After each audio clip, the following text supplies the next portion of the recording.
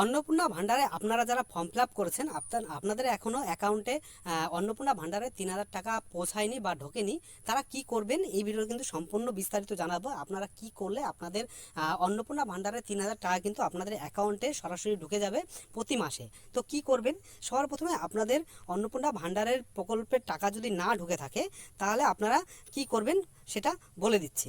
তো প্রথমে আপনারা সবার প্রথমে আপনাদের যদি এই ভিডিওটি ভালো লাগে তাহলে কিন্তু অবশ্যই ভিডিওকে লাইক করবেন এবং চ্যানেলটিকে সাবস্ক্রাইব না করলে অবশ্যই প্রকল্প সম্পর্কিত যে কোনো আপডেট পেতে আমাদের চ্যানেলটিকে সাবস্ক্রাইব করে নেবেন, ঠিক আছে। তো চলুন আপডেটটি দেওয়া যাক।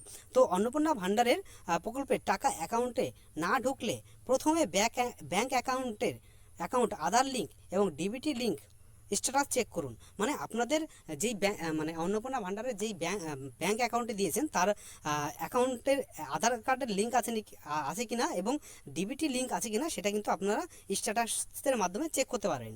এবং সমস্যার সমাধানে নিকটবর্তী বিডিও অফিস এবং এসডিও অফিসে আপনারা যোগাযোগ করতে পারেন।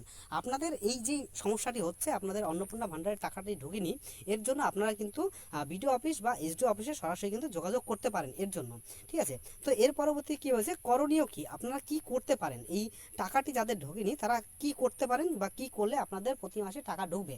তো সর্বপ্রথমে আপনারা দেখেন যে ব্যাংকের পাসবই আপডেট এবং চেক করুন টাকা জমা হয়েছে কিনা।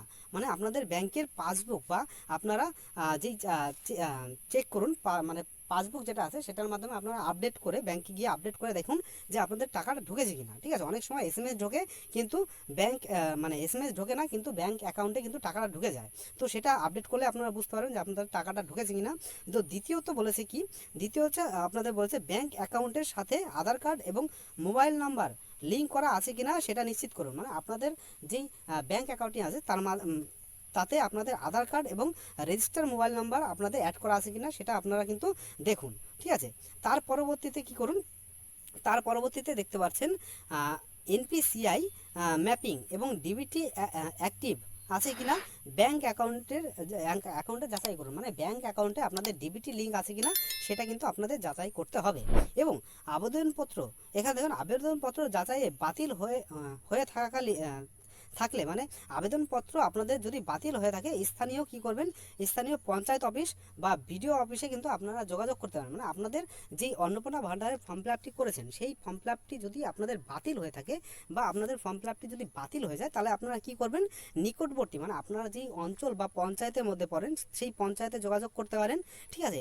এবং আপনাদের বিডিও অফিসে যোগাযোগ করতে পারেন এবং এসডিও অফিসেও কিন্তু আপনারা যোগাযোগ করতে পারেন এবং ফর্ম ফিল আপটি সেখানে কিন্তু ঠিক করে বা করতে পারেন, ঠিক আছে। করলেই কিন্তু আপনাদের অ্যাকাউন্ট মানে আপনাদের ফর্ম ফিল আপটি যাচাই হবে। তারপরে কিন্তু প্রতি মাসে আপনাদের কিন্তু অ্যাকাউন্টে কিন্তু এই অন্নপূর্ণা ভান্ডারে 3,000 টাকা কিন্তু ঢুকে যাবে।